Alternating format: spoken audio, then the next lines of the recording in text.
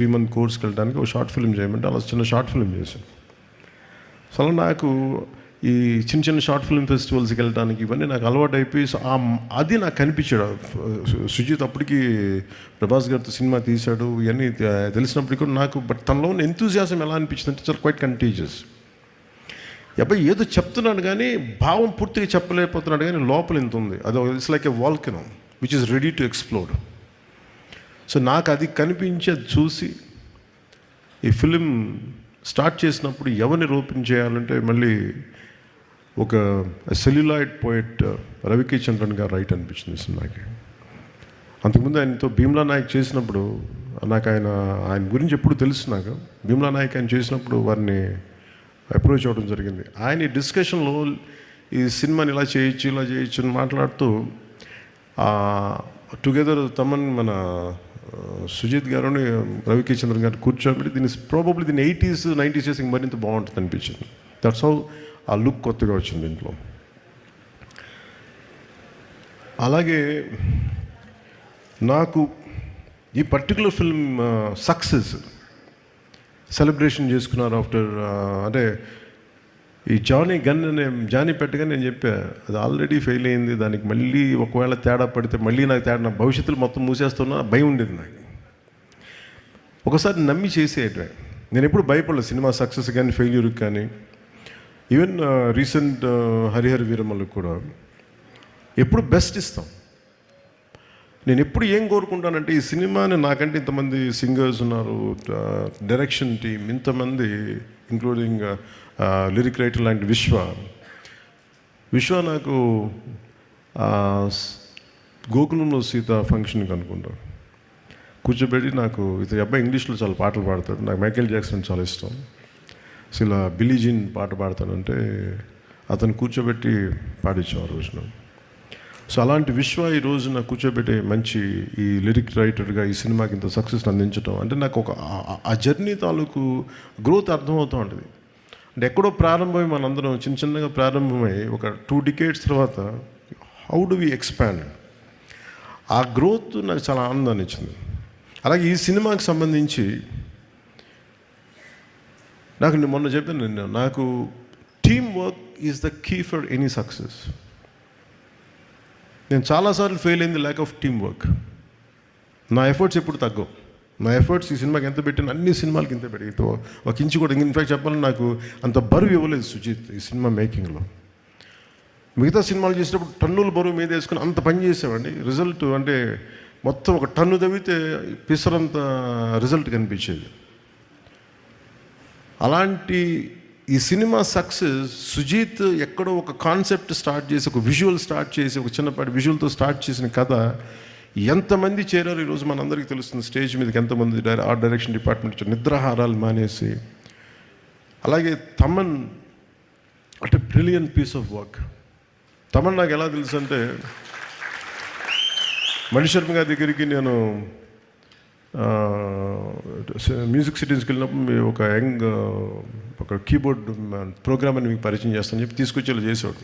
ఇట్లాగే ఉన్నాడు అప్పుడు కూడా, అదే జోష్ అదొకటి ఎప్పుడు ఊగుతూ ఉన్నాడు, ఏదో ఊపేద్దాం ఉన్నాడు. సో నాకు కూర్చోబెట్టి ఇప్పుడు ఆ గుడుంబ శంకర్లో ర్యాప్ సాంగ్ ఒకటి ఉంటుంది, అది కూర్చోబెట్టి గంగయ్యమన్ గారి అబ్బాయి చేత పాడించి. సో అంటే నాకు ఆ రోజు నుంచి దాని ఇండివిజువల్ మ్యూజిక్ డైరెక్టర్ అయ్యి and phenomenal music but Thaman has done is magical job.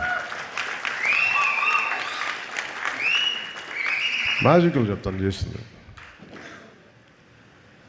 అలాగే నవీన్ నూలి గారి ఎడిటింగ్ ఎంత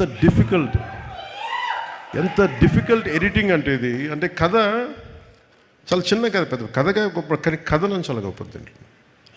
ఎలా చెప్పాలి ఈ కథని, ఎప్పుడు చెప్పాలి, ఎంత పాయింట్లు చెప్పాలి. ఇందాక సుజిత్ చెప్పినట్టుగా హీరో ఎలివేషన్, అందరు హీరో ఎలివేషన్ చూస్తున్నారు. పవన్ కళ్యాణ్ ఇలా చూపించాను, నాకు అది చెప్పలే. ఒక తండ్రి కథ చెప్పాడు, ఒక నాన్న కథ చెప్పాడు దీంట్లో.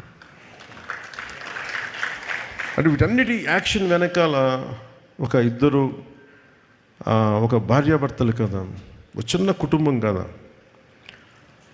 అది అందరూ యాక్షన్ ఎలివేషన్ చూస్తున్నారు. కానీ నేను సుజిత్లో ఆ సెన్సిటివ్ ఆ డ్రామాని చేయగలిగే ఒక గొప్ప దర్శకుని చూశాను నేను ఈ సినిమాలో. అలాగే ఏఎస్ ప్రకాష్ గారి ఆ పీరియడ్ తీసుకెళ్ళడానికి మనస్ఫూర్తిగా మీకు చాలా చాలా బాగా చేశారు ఏఎస్ ప్రకాష్ గారు. అండ్ మెయిన్గా చెప్పుకోవాల్సిందంటే దీంట్లో హెడెడ్ బై అశ్విన్, మన direction team headed by creative head Ashwin and rest of the direction team. మీరు ఎంత హార్డ్ వర్క్ చేశారు, ఎందుకంటే I wish I could had team like this when I was doing Johnny. అంటే నేను ఒక కాషన్ ఇస్తాను మీ అందరికీ, don't drown yourself in success. ఎందుకంటే సక్సెస్ రాగానే నేను ఫేస్ చేసినట్టు చెప్తాను, ఖుషి అయిపోగానే ఆ సినిమాలో భాగస్వాములను ప్రతి ఒక్కళ్ళు, నేను ఎప్పుడు టీం వర్క్ నమ్మేవాడిని.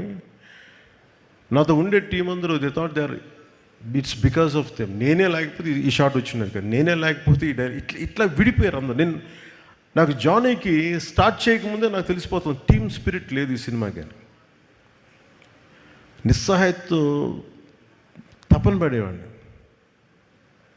అంటే ఈ సినిమా చేసేట ఒక దర్శకుడు, ఒక రైటర్ కూర్చోబెట్టి చేసేటప్పుడు ఆ ఇన్స్పిరేషనల్గా కథని తీసుకెళ్ళేటప్పుడు ప్రతి ఒక్కరు పక్కనే ఉండాలి. ఇంకా బాగా చేయగలం, దీన్ని ఇలా చేద్దాం, ఈ చేద్దాం, ఇంకొంచెం ఇంప్రూవైజ్ చేద్దాం. లేదంటే ఆ డైరెక్టర్కి ఉన్న విజన్ని మిగతా వాళ్ళు కనుక వెనక్కి లాక్కుండా ఉంటే చాలు, he will take it forward. So నాకు ఆ లోటు ఉండిపోయింది, నాకు జానీ నుంచి నిస్సహాయత ఉండిపోయింది. అంటే ఈ సినిమా తాలూకు ఏంటంటే ఒక స్టాండర్డ్ సినిమా కాదు ఇది, but it is an actual regular commercial cinema with lot of beautiful action sequences, drama, design, action అంటే well designed choreography, action choreography. కానీ ఎక్కడ కూడా ఒక ఫార్మాట్లో ఉండదు, ఒక రెగ్యులర్ కథలా మన తెలుగు సినిమాలో ఉండే కథలాగా నెరేటివ్ స్టైల్ అలా లేదు. అది తీసుకురావడంలో Sujeet has done 200% job, fantastic. అంటే నేను